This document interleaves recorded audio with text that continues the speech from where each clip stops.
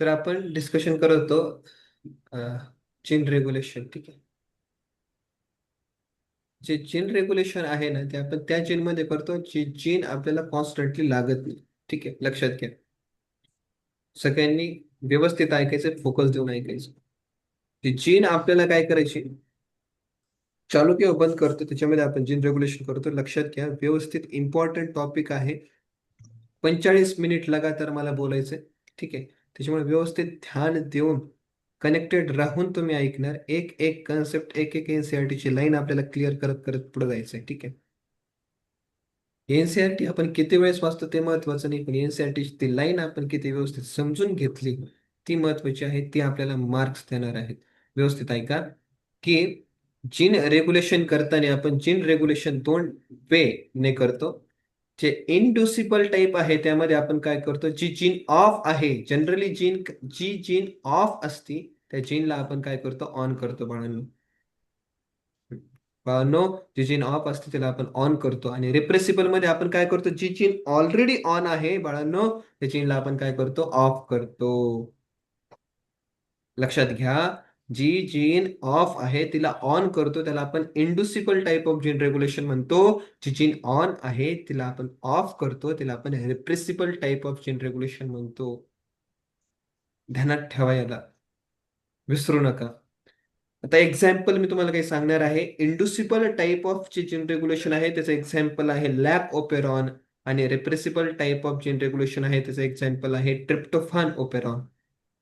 Lakh operon तर आपण डिटेलमध्ये स्टडी करणार आहे, जे आपल्याला सिलेबसमध्ये दिलेलं आहे. पण ट्रिप्टोफॅन ओपेरॉन आपण काही डिटेलमध्ये स्टडी करणार नाही. ट्रिप्टोफान बाळांनो एक अमायनो ऍसिड आहे. याच्या सिंथेसिससाठी, मेटाबॉलिझमसाठी जे ऑपेरॉन वर्क करतं त्याला आपण ट्रिप्टोफॅन ऑपेरॉन म्हणतो. आता बाळांनो तुम्हाला दोन टाईपची जीन रेग्युलेशन्स तर कळतात. इंडुसिबल, जी जीन ऑफ आहे तिला ऑन करतो. रिप्रेसिबल, जी ऑन आहे तिला ऑफ करतो. एक्झाम्पल कळलं तुम्हाला इंडुसिबल टाईपचं, लॅकोपेरॉन. ऐका आता व्यवस्थित. सगळ्यात अगोदर जे जीन रेग्युलेशन इन प्रोकॅरियोट आहे ते ऍक्च्युली किती स्टेप मध्ये आपण करू शकतो, व्यवस्थित ऐका रे. जीन पासून एमआरएनए बनवणे याला आपण ट्रान्सक्रिप्शन म्हणतो. एमआरएनए पासून प्रोटीन बनवणं याला आपण ट्रान्सलेशन म्हणतो बाळांनो. तर इथं बघा एनसीआरटी मध्ये सांगितलंय व्यवस्थितरित्या की सगळ्यात अगोदर प्रोकॅरियोट्स मध्ये जे जीन रेग्युलेशनचा जो मेकॅनिझम आहे तो सगळ्यात अगोदर कोणी एक्सप्लेन केला. तर सगळ्यात अगोदर जे जीन रेग्युलेशनचं जे मेकॅनिझम आहे ते Francis Jacob and Jacques Monod यांनी अक्षय घाडगे सरांच्या अध्यक्षतेखाली संपन्न केलं. लक्षात घ्या, जे regulation in prokaryotes was given by Francis Jacob F J and J M. Francis Jacob and Jacques Monod. Francis Jacob and Jacques Monod. बोला, Francis Jacob and Jacques Monod यांनी जीन रेग्युलेशन इन प्रोक्युरट दिलं. व्यवस्थित ऐका रे. हे बघा, इथं एनसीआरटीने सांगितलं की predominant site for control of gene expression is transcription level only. ऐका, अगर मैंने जीन को एमआरएनए में अगर कन्वर्ट होने ही नहीं दिया तो भाई बात खत्म हो गई, बाद में प्रोटीन नहीं बनेगा. तो अगर सबसे पहले अगर मेरे को कुछ कंट्रोल पॉइंट अगर स्टेब्लिश करना है तो मेरा सबसे पहला जो कंट्रोल पॉइंट होगा, कंट्रोल पॉइंट जो होगा वो मेरा, वो होगा ट्रांसक्रिप्शन. ये मेरा इनिशिएशन लेवल रहेगा. सेकंड लेवल मेरा रहेगा ट्रांसलेशन. मतलब मैं जीन को एक्सप्रेस होने के लिए सबसे पहले मैं कहाँ पे जाके उसको रोक सकता हूँ, ट्रांसक्रिप्शन के लेवल पे रोक सकता हूँ. उसके बाद फिर मैं कहाँ पे रोक सकता हूँ, ट्रांसलेशन के लेवल पे मैं उसको रोक सकता हूँ. ठीक है. तो ये जो दो साइंटिस्ट थे, इन्होंने सबसे पहले अपना वर्क जो था इकोलाई नाम के बैक्टीरिया के ऊपर किया था. और उन्होंने ये ओपेरॉन मॉडल दिया था. ठीक है. ये डाटा तो एनसीईआरटी का है, इसको आपको भूलना नहीं है. ये तीन लाइंस आपको याद रहेगी या नहीं रहेगी, बताओ. रहेगी क्या? Yes sir. तो साइंटिस्ट का नाम और बैक्टीरिया का नाम. ठीक है. उसके बाद देखो ओपेरॉन, ये क्या है. ठीक है. ओपेरॉन मतलब क्या होता है कि देखो एक वर्ड है ओपेरा करके. कभी आपने सुना है क्या? कभी आप मानो किसी के पार्टी में गए होंगे या किसी मैरिज फंक्शन में गए होंगे, तो वहां पे जो मानो कि कोई डीजे चल रहा है या कुछ बैंड वगैरह चल रहा होता है, तो कभी अगर आपने ऐसा देखा है क्या जो बैंड है उसमें जो लोग सिंगिंग करते हैं, वो लोग सिंगिंग अपनी अपनी धुन से कर रहे हैं, ये आ वो कुछ तो कर रहा है। बैंड अलग से बज रहा है, मतलब ढोल अलग से पिट रहा है, ताशा अलग से बज रहा है, फ्लूट वाला अलग ही धुन में। अगर ऐसे अगर सब लोग रहेंगे, लेकिन सब लोग अगर अलग अलग अपनी धुन में बजाएंगे, तो एक प्रॉपर मेलोडियस साउंड बनेगा क्या? नहीं बनेगा, वो तमाशा बनेगा। सब लोग बोलेंगे भाई आप पहले बंद करो इसको। बराबर है क्या? उसी तरीके से जब बहुत सारे जीन साथ में आती है एज अ ग्रुप, लक्षात घ्या रे पोरांनो, जेव्हा भरपूर साऱ्या जीन एका ग्रुप मध्ये एकत्र येतात ऐका, आणि एक रिलेटेड फंक्शन परफॉर्म करतात, ज्या पद्धतीने तो ताशावाला, ढोलवाला, पिपणीवाला, गाणारा, सगळेजण एकत्र येतात, एक रिलेटेड फंक्शन परफॉर्म करतात, काय एक व्यवस्थित सुमधुर चांगलं सॉन्ग बनवणं, सिंगिंग करणं. त्याच पद्धतीने बाळांनो, भरपूर सारे जेव्हा जीन्स एकत्र येतात आणि एक रिलेटेड फंक्शन्स परफॉर्म करतात ऍज अ रेग्युलेटरी युनिट, त्यांनाच आपण ऑपेरॉन म्हणतो. ऐका व्यवस्थित. आणि या सगळ्याचे सगळे जीन्स कुठे प्रेझेंट असतात? तर एकाच क्रोमोझोम वरती प्रेझेंट असतात. म्हणजे जो एक डीएनए आहे ना, त्याच डीएनए मध्ये शेजारी शेजारी शेजारी शेजारी ते जीन्स प्रेझेंट असतात, आणि ते एकच फंक्शन परफॉर्म करतात. ते सगळे ऍज अ रेग्युलेटरी युनिट म्हणून सोबत असतात. त्याला ऑपेरॉन म्हणतात. अरे ऑपेरॉनची डेफिनेशन तुम्हाला कळली का? मला सांगा बरं. येस. Yes sir. हे बघा, इथे एक क्रोमोझोम दिसतोय तुम्हाला. ह्या क्रोमोझोम मध्ये तुम्ही पाहू शकता आय जीन आहे, पी जीन आहे, ओ जीन आहे, झेड, वाय, ए. या सगळ्या ज्या जीन्स आहेत त्या एकत्र येतात आणि एक रेग्युलेटरी युनिट म्हणून फंक्शन परफॉर्म करतात. एकाच क्रोमोझोम वरती प्रेझेंट असतात. त्याला आपण ओपेरॉन असं म्हणतो. इथपर्यंत क्लिअर? हो सर. तिथे बघा, ओपेरॉन मध्ये कोणत्या कोणत्या जीन्स इन्व्हॉल्व असतात मी तुम्हाला लगेच सांगतो. स्ट्रक्चरल जीन्स, ज्या जीन्स ज्या डायरेक्टली जेव्हा ट्रान्सक्रिप्शन करतील आणि ट्रान्सलेशन करतील, त्या प्रोटीन सिंथेसिससाठी एक्झॅक्टली रिस्पॉन्सिबल असणार. लक्षात घ्या बाळांनो. नेक्स्ट आहे ऑपरेटर जीन. त्याला आपण ब्रॅकेटमध्ये ओने प्रेझेंट करतो. प्रमोटर जीनच्या ठिकाणी आरएनए पॉलिमरेज येऊन बाइंड होतो. त्याला आपण काय म्हणतो? प्रमोटर जीन म्हणतो. आठवत आहे प्रमोटर जीन, त्याच्यानंतर स्ट्रक्चरल जीन, त्याच्यानंतर टर्मिनेटर. आठवत आहे की नाही आठवत? विसरले? हो सर, आठवत.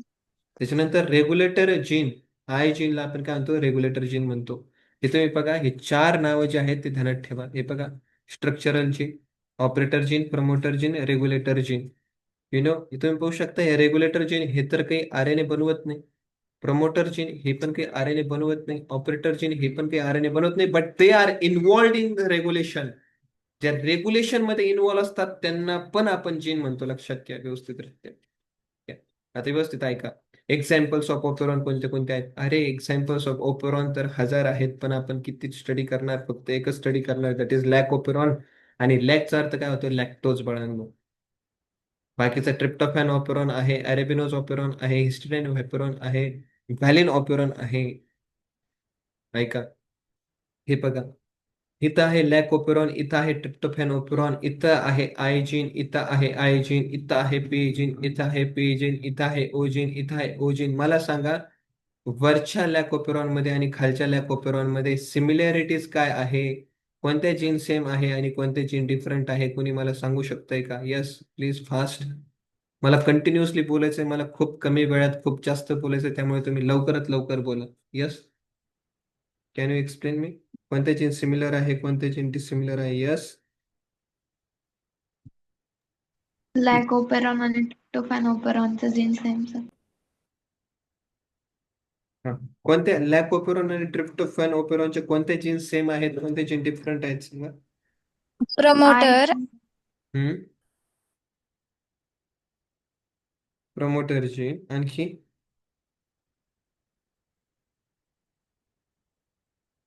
आणखी? रेग्युलेटरी. सॉरी. रेग्युलेटर. ओके. आणखी? आणि ऑपरेटर. ऑपरेटर. येस. तर तेजल तू जे बोलली ते 100% चुकीचं आहे. ऍक्च्युली हे दिसायला सेम दिसतंय, I I, P P, P P, O O. पण actually regulatory gene of lactose operon, regulatory gene of tryptophan operon is different. त्याच्यानंतर promoter and operator gene of lac operon and promoter and operator gene of tryptophan operon is different बाळांनो, is different different. ठीक आहे. त्याच्यामुळे तुम्ही पाहू शकताय each operon has its specific operator, specific regulator and specific promoter. हे सगळ्यांनी ध्यानात ठेवा. लय ध्यानात राहील का तुम्हाला लाईन?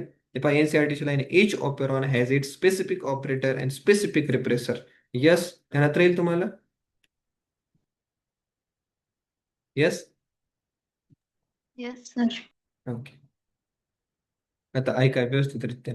मी आता जे काही तुम्हाला 2 शब्द सांगणार आहे ते तुम्ही शांत चित्ताने ऐकावे. ठीक आहे. इन दिस ऑपेरॉन आपण आता आहे ना लॅक ऑपेरॉन बद्दल आपण डिटेलमध्ये डिस्कशन करणार आहे. व्यवस्थित ऐका. आता लॅक ऑपेरॉनचं मी जर तुम्हाला विचारलं what is the function of lac operon, regulatory काय फंक्शन परफॉर्म करणार आहे, भरपूर सारे जीन एकत्र येऊन काय करणार आहे, तर भरपूर सारे लॅक्टोज ऑपेरॉनचे जीन्स एकत्र येऊन काय करणार आहे, they are involved in the breakdown of lactose. ध्यानात ठेवा, लॅक्टोजचं ब्रेकडाऊन करण्यामध्ये ज्या जीन्स इन्व्हॉल्ड आहेत ते लॅक्टोपेरॉन मध्ये येतात. ऐकून घ्या. लॅक्टोज काय आहे? लॅक्टोज ऍक्च्युली डायसेकराइड एक मॉलिक्यूल आहे, तो ग्लुकोज आणि गॅलॅक्टोज पासून बनलेला आहे. हे बघा, मला कंटिन्युअसली बोलायचं आहे. मी एवढीच एक्सपेक्टेशन तुमच्याकडून ठेवतो की तुम्ही ध्यान देऊन व्यवस्थितरित्या ऐकणार. दुसरं मला काही एक्सपेक्टेशन नाही.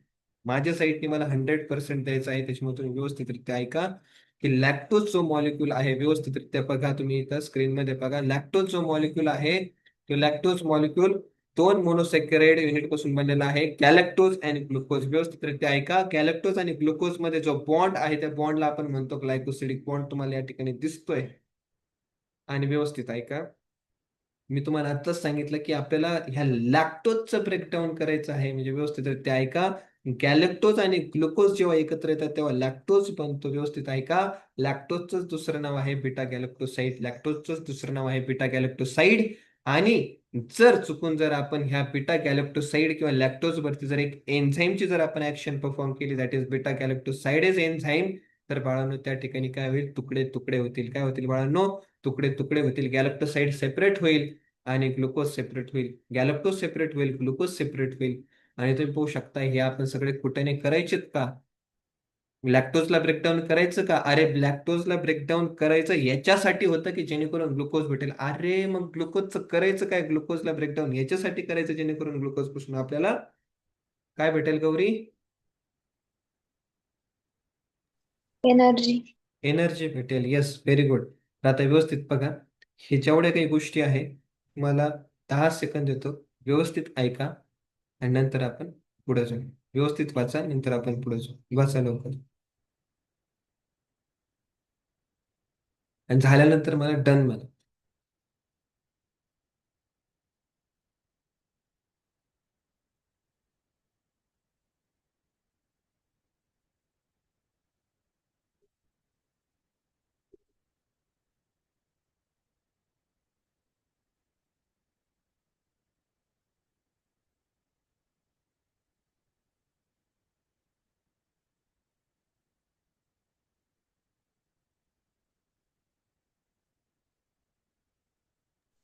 Done, sir. ओके, अभी आगे बढ़ते डन हैं. सर. तभी अब देखो, अगर जेव्हा मला लॅक्टोज, ही माझी पितरी डिश आहे, हा माझा इकोलाय आहे, इथं आजूबाजूला लॅक्टोज आहे. व्यवस्थित ऐका, जेव्हा मला लॅक्टोज आतमध्ये घ्यायचा आहे, जेव्हा मला लॅक्टोजचं ब्रेकडाऊन करायचं, तेव्हाच मी काय करायला पाहिजे, हे बीटा गॅलेक्टोसाइडेज बनवणारी जीनला ऑन करायला पाहिजे.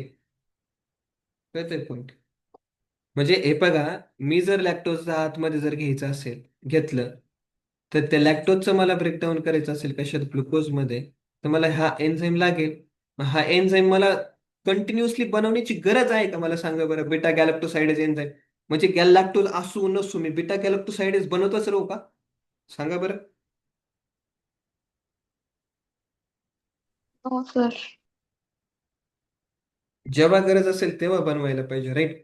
आता व्यवस्थित ऐका, मी तुम्हाला सगळ्यात अगोदर लॅक ओपेरॉनचे जीन्स एक्सप्लेन करणार आहे. व्यवस्थित ऐका, मला जीव तोडून बोलायचंय तुमच्यासाठी, मी जीव तोडतोय. लॅक ओपेरॉन मध्ये काही जीन्स तुम्हाला या ठिकाणी दिसतात. सगळ्यात अगोदर तुम्ही पाहू शकता ही आय जीन जी आहे, त्या आय जीनला आपण काय म्हणतो, रिप्रेसर किंवा रेग्युलेटर जीन म्हणतो. व्यवस्थित ऐका. त्याच्यानंतर ही रिप्रेसर किंवा रेग्युलेटरची जीन आहे बाळांनो, ती जेव्हा एक्सप्रेस होती ना, तेव्हा mRNA बनतो. mRNA बनल्यानंतर जेव्हा तिचं ट्रान्सलेशन होतं ना, ट्रान्सलेशन झाल्यानंतर तुम्ही पाहू शकता एक स्पेशल आणि ब्युटिफुल एक प्रोटीन बनतो. त्या प्रोटीनला आपण म्हणतो रिप्रेसर प्रोटीन. ऐका रे व्यवस्थितरित्या. हायजीनला आपण म्हणतो रेग्युलेटर प्रोटीन. जेव्हा तो एक्सप्रेस होतो तेव्हा बनवतो रिप्रेसर प्रोटीन, किंवा सिंपल वर्डमध्ये प्रेमाने त्याला रिप्रेसर म्हणा, शॉर्टकट म्हटलं तरी काही प्रॉब्लेम नाही, त्याला राग नाही वाटणार. रेग्युलेटर जीन किंवा रिप्रेसर जीन एक्सप्रेस होऊन रिप्रेसर बनवते. काय बनवती Gauri?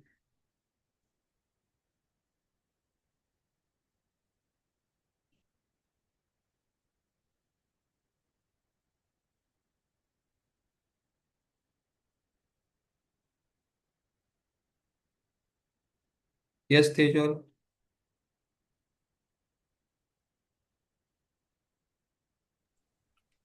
Regulator gene repressor protein बनवतो. Yes, very good. ठीक आहे.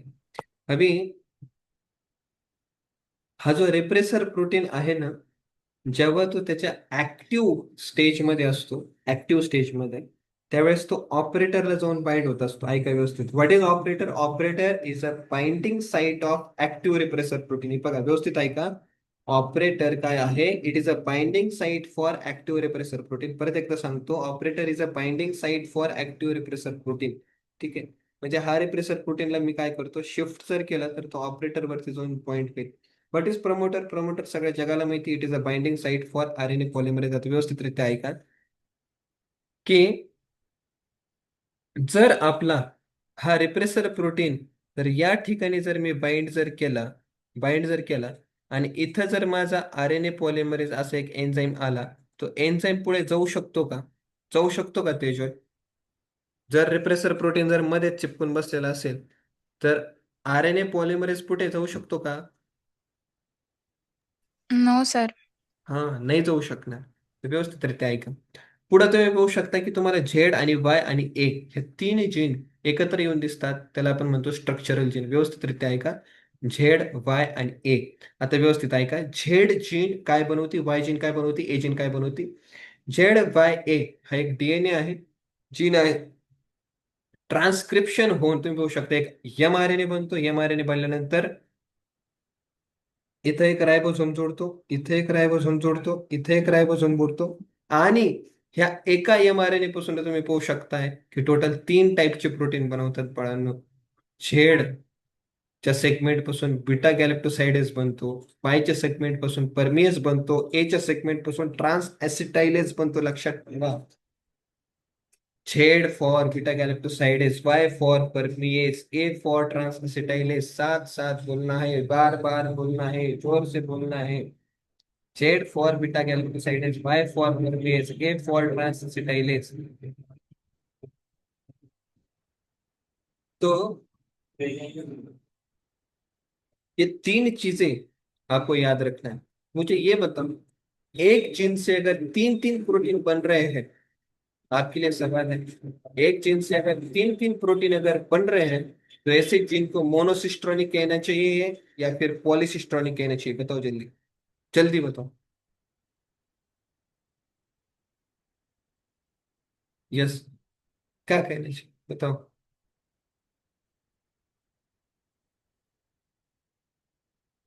यस.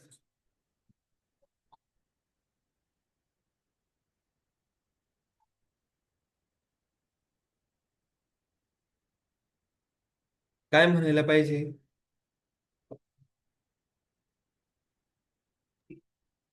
सर क्वेश्चन रिपीट करा.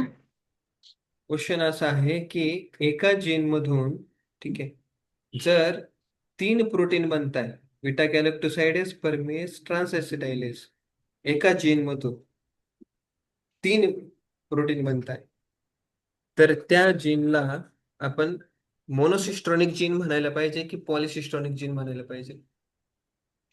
Polycistronic gene. येस. तर आता इथं बघा, बीटा गॅलेक्टोसाइडेज एन्झाईमचं फंक्शन काय आहे? तो काय करतो? लॅक्टोजचं ब्रेकडाऊन करतो इंटू ग्लुकोज अँड गॅलेक्टोज. ऐका व्यवस्थितरित्या ऐका. परमेजचं फंक्शन काय आहे? की तो लॅक्टोजला सेलच्या आतमध्ये घेऊन येण्यासाठी मदत करतो. आणि ट्रान्स ऍसिटायलेजचं फंक्शन काय आहे? तो ट्रान्स ऍसिटायलेज काय करतो? ऍसिटाइल ग्रुपला ट्रान्सफर करतो फ्रॉम ऍसिटाइल कोएन्झाइम ए टू बीटा गॅलेक्टोसाइडेज. व्यवस्थितरित्या ऐका. ही जी स्लाइड आहे टाइमपास साठी नाही बनवलेली, ध्यानात ठेवण्यासाठी बनवलेली आहे. व्यवस्थित ऐका. रेग्युलेटर जीन रिप्रेसर प्रोटीन बनवतो. ऑपरेटर जीन ज्या ठिकाणी ऍक्टिव्ह रिप्रेसर प्रोटीन येऊन बाइंड होतो. पी प्रमोटर ज्या ठिकाणी आरएनए पॉलिमरेज येऊन बाइंड होतो. स्ट्रक्चरल जीन झेड बाय ए. यांचं ट्रान्सक्रिप्शन अँड ट्रान्सलेशन झाल्यानंतर 3 एन्झाईम बनतात. झेडच्या सेगमेंट पासून बीटा गॅलेक्टोसाइडेज, वायच्या सेगमेंट पासून परमिएज, एच्या सेगमेंट पासून ट्रान्स ऍसिटाइलेज. हे 3 गोष्टी तुम्हाला ध्यानात राहतील का? यस.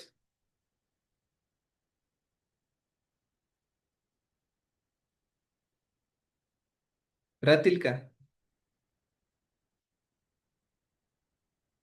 हो सर. ओके. तुम्ही ना आता तुमचा माईक ऑनच ठेवा प्लीज. ठीक आहे. नेक्स्ट आहे, हे बघा. जसं मी तुम्हाला सांगितलं की आपल्याला काय करायचं आहे. हा ई कोलाय आहे, ठीक आहे. E coli. तर ह्या ई कोलायला आपल्याला काय करायचं आहे, लॅक्टोजच्या आतमध्ये घेऊन यायचं आहे. लॅक्टोजच्या आतमध्ये. तर आपल्याला जर लॅक्टोजला जर सेलच्या आतमध्ये जर घेऊन यायचं असेल, तर त्यावेळेस आपल्याला काय करावं लागेल. त्यावेळेस आपल्याला परमिएज एन्झाईमची आवश्यकता आहे. तुम्ही इथं पाहू शकता सेल मेम्ब्रेन मध्ये एक परमिएज एन्झाईम आहे. त्या परमिएज एन्झाईमच्या मदतीने लॅक्टोज आतमध्ये येईल.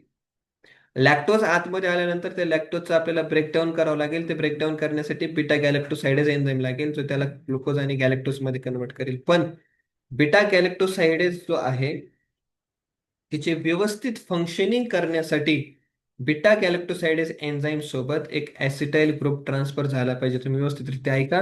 त्यासाठी ट्रान्स ऍसिटाइलेज एन्झाईम काम करतो. तो काय करतो, ऍसिटाइल को एन्झाईम ए मधला जो ऍसिटाइल ग्रुप आहे तो बीटा गॅलेक्टोसाइडेज मध्ये काय करतो, तो व्यवस्थितरित्या अशा पद्धतीने ट्रान्सफर करतो. व्यवस्थित लक्ष द्या रे.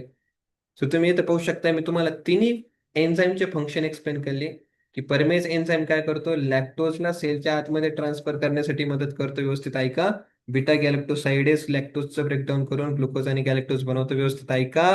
बीटा गॅलेक्टोसाइडेज ऍसिटाइल ट्रान्सफरेज किंवा ट्रान्स ऍसिटाइलेज एन्झाईम काय करतो, ऍसिटाइल कोएन्झाईम मधला जो ऍसिटाइल ग्रुप आहे त्याला काय करतो, बीटा गॅलेक्टोसाइडेज सोबत जॉईन करतो. त्याच्यामुळे त्याला आपण ट्रान्स ऍसिटाइलेज एन्झाईम म्हणतो.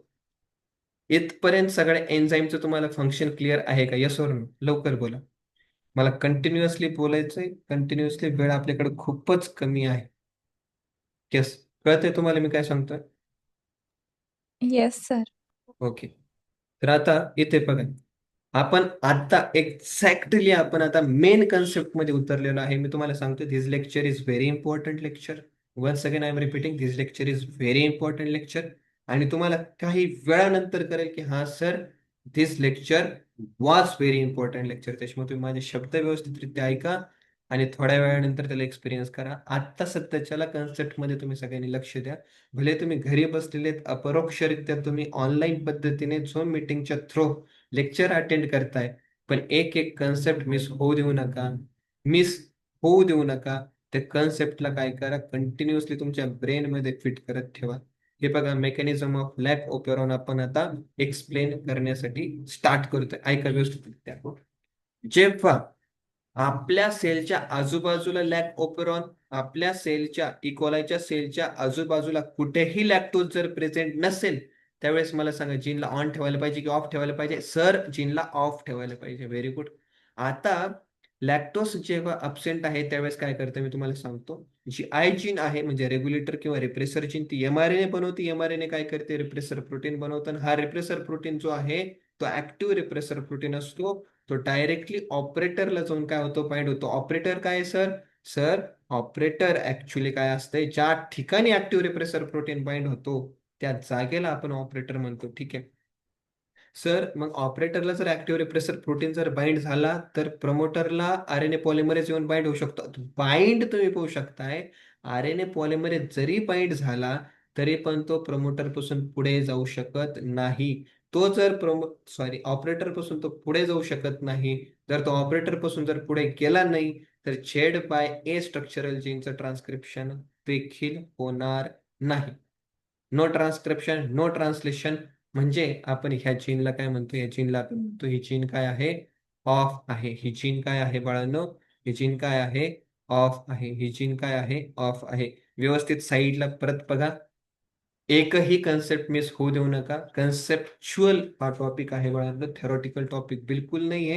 हे परत तुम्हाला सांगतो. मेकॅनिझम ऑफ लॅक ओपेरॉन आपण स्टडी करतोय. आपण एक फर्स्ट केस स्टडी करण्यासाठी घेतोय. लॅक ओपेरॉन मध्ये जेव्हा लॅक्टोज अब्सेंट आहे त्यावेळेस आपल्याला जीनला ऑफ ठेवावं लागेल. त्यासाठी सेल काय करते, तिच्या आतमधला जो डीएनए आहे त्याच्यामधली जी रेग्युलेटर किंवा रिप्रेसर जी जीन आहे तिच्या थ्रो ऍक्टिव्ह रिप्रेसर प्रोटीन बनवती आणि ऑपरेटरला तो ऍक्टिव्ह रिप्रेसर प्रोटीन जाऊन काय होतो, बाइंड होतो. त्यामुळे काय होतं की आरएनए पॉलिमरेज पुढे जाऊ शकत नाही, झेड बाय ट्रान्सक्रिप्शन आणि ट्रान्सलेशन करू शकत नाही. अशा पद्धतीने काही प्रोटीनचे पार्ट म्हणजे बीटा गॅलेक्टोसाइडेज, परमेज, ट्रान्स ऍसिटाइलेज काहीही बनत नाही. इथपर्यंत तुम्हाला कन्सेप्ट क्लिअर आहे का मला सांगा, yes or no? Yes sir. Okay. आता पुढं व्हॉट इफ जर लॅक्टोज जर प्रेझेंट असेल तर, लॅक्टोज जर प्रेझेंट असेल तर आपल्याला काय करावं लागेल, जीनला ऑन ठेवावं लागेल. व्यवस्थितरित्या ऐका, जीनला ऑन ठेवावं लागेल. तर मग होतं काय ऍक्च्युली बघा, जो लॅक्टोज असतो ना, लॅक्टोज सेलच्या आतमध्ये लॅक्टोजला येण्यासाठी, हे बघा, ही इकोलायची सेल आहे, ही पेट्री डिश आहे, हा लॅक्टोज मॉलिक्यूल आहे, हा लॅक्टोज मॉलिक्यूल आहे. सेलच्या आतमध्ये लॅक्टोज मॉलिक्यूल येण्यासाठी काही परमेजचे मॉलिक्यूल अवेलेबल असतात ऑलरेडी. इथे परमेज, काही परमेज असतात. ते परमेज काय करतात, लॅक्टोजला आतमध्ये घेऊन येतात. लॅक्टोजला एकदा आतमध्ये आणल्यानंतर, व्यवस्थित ऐका, लॅक्टोजला एकदा आतमध्ये आणल्यानंतर होतं काय की हा जो लॅक्टोज आहे तो ऍक्टिव्ह रिप्रेसर प्रोटीनला जाऊन काय होतं, मुलांना बाळांनो, बाइंड होतो. जेव्हा ऍक्टिव्ह रिप्रेसर प्रोटीनला लॅक्टोज जेव्हा बाइंड होतो ना, त्यावेळेस जो ऍक्टिव्ह रिप्रेसर प्रोटीन होता तो काय होतो, इनऍक्टिव्ह होतो. काय होतो, इनऍक्टिव्ह होतो. आणि जे कॉम्प्लेक्स बनतं त्याला म्हटलं जातं इंड्युसर रिप्रेसर कॉम्प्लेक्स. ऐका व्यवस्थितरित्या, त्या कॉम्प्लेक्सला म्हटलं जातं इंड्युसर रिप्रेसर कॉम्प्लेक्स. हे बघा, इंड्युसर रिप्रेसर कॉम्प्लेक्स मध्ये इंड्युसर कोण आहे, इंड्युसर आहे लॅक्टोज. याला इंड्युसर का म्हटलं, कारण की हाच काय करणार आहे, जी आपली जी नॉर्मली जी ऑफ असती त्या ऑफ जीनला तो इंड्यूस करणार आहे एक्सप्रेस होण्यासाठी.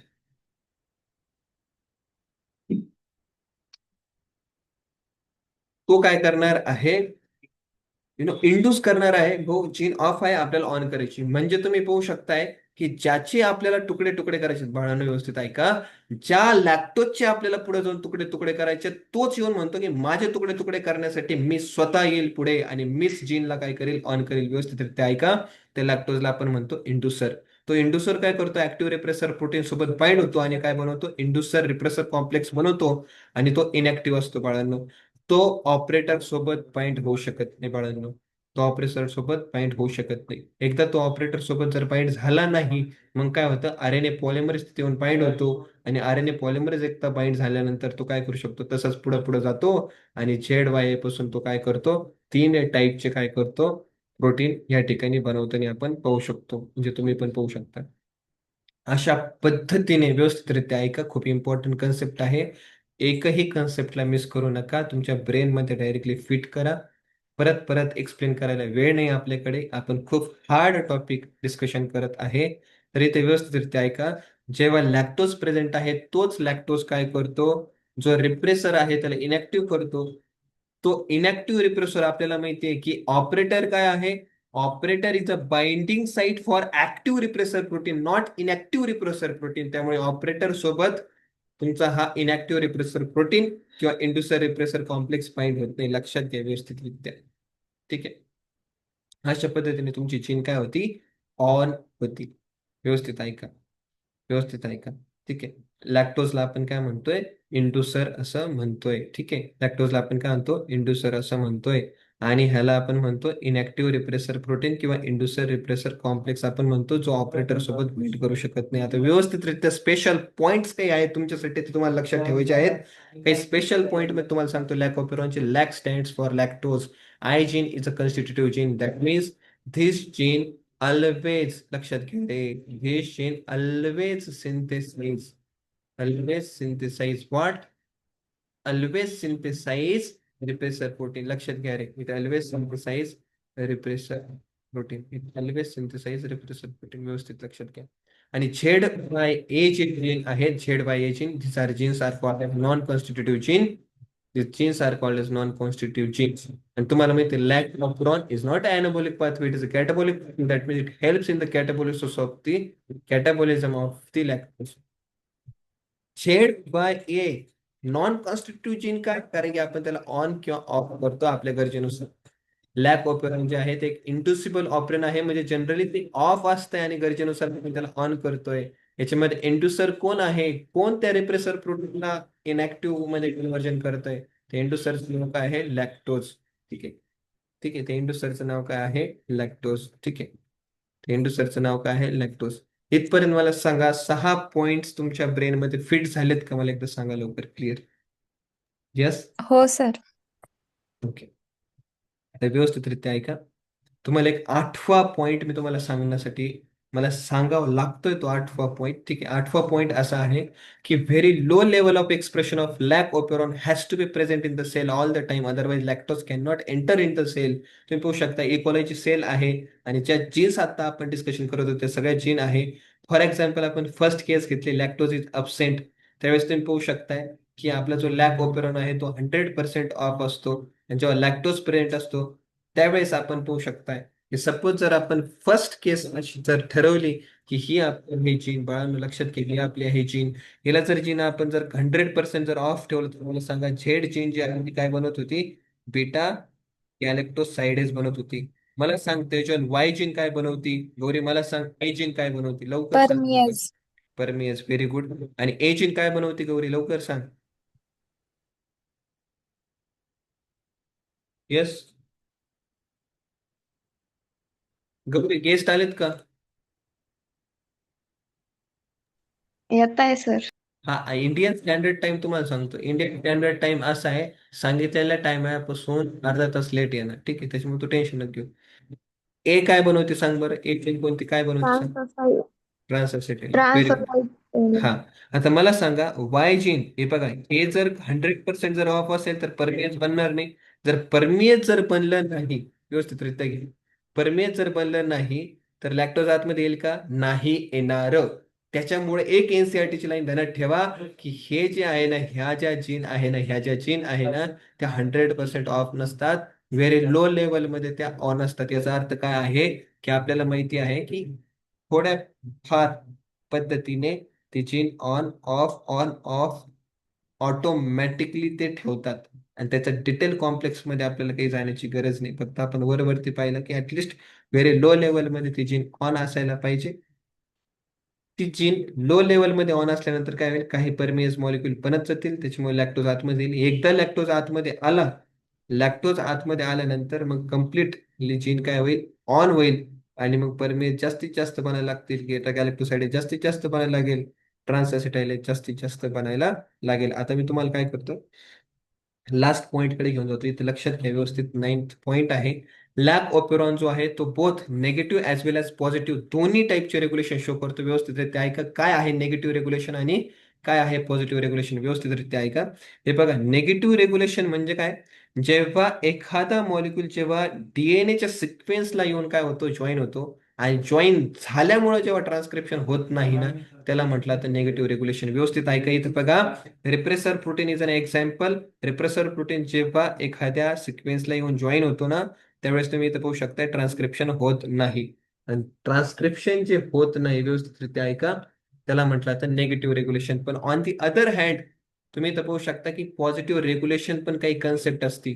पॉझिटिव्ह रेग्युलेशन म्हणजे काय, जर एखादा मॉलिक्यूल येऊन बाइंड जर झाला आणि त्याच्यामुळे जर ट्रान्सक्रिप्शन आणि ट्रान्सलेशन होत असेल तर त्याला आपण पॉझिटिव्ह रेग्युलेशन असं म्हणतो. व्यवस्थितरित्या ऐका, इथं बघा बरं का व्यवस्थितरित्या.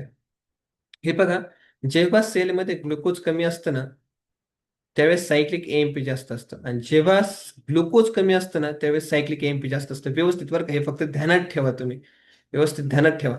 आणि हे बघा, जेव्हा सायक्लिक एएमपी, मला व्यवस्थित सांगा, जर सेलमध्ये जर ग्लुकोज नसेल, व्यवस्थित ऐका, सेलमध्ये जर ग्लुकोज कमी असेल तर तेव्हा सेलमध्ये सायक्लिक एएमपी जास्त असेल. आणि जेव्हा सायलमध्ये जर सायक्लिक एएमपी जास्त असेल, ते काय करतंय, कॅप इनॅक्टिव्ह प्रोटीन असतो, कॅटाबोलिक ऍक्टिव्हेटर प्रोटीन, त्या प्रोटीन सोबत तो बाइंड होतो. व्यवस्थित ऐका, आणि आपल्याला ही सिक्वेन्स ऑलरेडी माहिती आहे. व्यवस्थित ऐका, तो कॅप जो आहे आणि सायक्लिक एएमपी जो आहे तो प्रमोटर रिजनला इथे येऊन जॉईन होतो. आणि जेव्हा तो येऊन जॉईन होतो ना, तेव्हाच बाळांनो लक्षात घ्या, तेव्हाच काय होतो, आरएनए पॉलिमरेज काय होतो, प्रोमोटरला येऊन बाइंड होतो. आणि जेव्हा तो प्रमोटरला आरएनए पॉलिमरेज बाइंड होईल ना बाळांनो, तेव्हाच काय होईल, ट्रान्सलेशन स्टार्ट होईल. म्हणजे माझं सांगण्याचं काम काय आहे, हे बघा, हा मॉलिक्यूल जुडायला पाहिजे जेणेकरून ट्रान्सक्रिप्शन स्टार्ट होईल. त्याच्यानंतर तुम्ही इथे पाहू शकताय, हा जो रिप्रेसर प्रोटीन जो होता तो नाही जुडायला पाहिजे. रिप्रेसर प्रोटीन नाही जुडायला पाहिजे आणि सायक्लिक एएमपी कॅप जुडायला पाहिजे, त्यावेळेस ट्रान्सलेशन स्टार्ट होईल. म्हणजे तुम्ही पाहू शकताय की पॉझिटिव्ह रेग्युलेशन म्हणजे जुडून ट्रान्सलेशन होत आहे. आणि तुम्ही इथं पाहू शकताय, जर निगेटिव्ह रेग्युलेशन म्हणजे जर मॉलिक्यूल जर जुळला, तर तुम्ही पाहू शकताय ट्रान्सलेशन काय होतं, इनहिबिट होत असतं बाळांनो. ही कम्प्लीट पिक्चर आहे बाळांनो, ही कम्प्लीट पिक्चर आहे जीन रेग्युलेशनची. त्याच्यामुळे तुम्ही काय करू शकताय, हा जो पार्ट आहे त्याला व्यवस्थितरित्या तुम्ही ध्यानात ठेवा. याचा एक स्क्रीनशॉट काढून घ्या, एक स्क्रीनशॉट काढून घ्या, स्क्रीनशॉट काढून घ्या, एक स्क्रीनशॉट काढून घ्या. काढला? येस. Yes sir. ओके. आता लास्ट टाइम मला सांगा, पर्पज काय बरं आहे आपलं ब्रेकिंग ऑफ लॅक्टोजचं पर्पज काय आहे, जेणेकरून आपल्याला काय भेटेल, एनर्जी भेटेल. इथे हे बघा, मी तुम्हाला सांगतो काही कंडिशन व्यवस्थित आहे का, ठीक आहे. जर माझ्या सेलमध्ये जर हाय ग्लुकोज आहे आणि कंडिशन काय, हाय लॅक्टोज पण आहे, मला सांगा, जर माझ्या सेलमध्ये जर हाय ग्लुकोज आहे, लॅक्टोज पण आहे, मग मला सांगा ते लॅक्टोजची ब्रेकडाऊन करण्याची मला काही गरज आहे का, सांगा लवकर मला, व्यवस्थित सांगा, लॅक्टोजची ब्रेकडाऊन करण्याची गरज आहे का, लवकर बोला. नो नाही. सर. त्यामुळे तुम्ही पाहू शकता, ग्लुकोज आहे ना ऑलरेडी. येस, त्यावेळेस तुम्ही पाहू शकता लॅकोपेरॉन ऑफ ठेवतो. माझ्या सेलमध्ये हाय ग्लुकोज आहे, माझ्या सेलच्या आजूबाजूला लॅक्टोजच नाही, तरी पण मी लॅकोपेरॉन काय करतो, ऑफ करतो. जर माझ्याकडे जेव्हा लो ग्लुकोज आहे आणि हाय लॅक्टोज आहे, तेव्हाच मी काय करणार, लॅकोपेरॉन ऑन ठेवणार. जेव्हा माझ्याकडे लो ग्लुकोज आहे आणि लॅक्टोज पण अब्सेंट आहे, त्यावेळेस देखील मी काय करणार, लॅकोपेरॉन ऑफ ठेवणार. अशा पद्धतीने आपण काय केलं, हे व्यवस्थितरित्या लॅब ओपेरॉन जो आहे तो व्यवस्थितरित्या आपण स्टडी केला. तुम्हाला एक होमवर्क असा आहे, तुम्ही काय करणार, एनसीआरटी जी आहे ती एकदा line by line gene regulation तुम्ही वाचणार आणि नेक्स्ट क्लासमध्ये आपण परत एनसीआरटी रीड करणार, नंतर ह्युमन जिनोम प्रोजेक्ट आणि डीएनए फिंगरप्रिंटिंग आपण स्टडी करणार. So all the best for your study and work hard for remaining days. Don't make proud only your parents and teachers, but make proud whole entire nation. ठीक आहे. Thank you very much. आता आपण काय करतोय, class आपला इथेच end करतोय.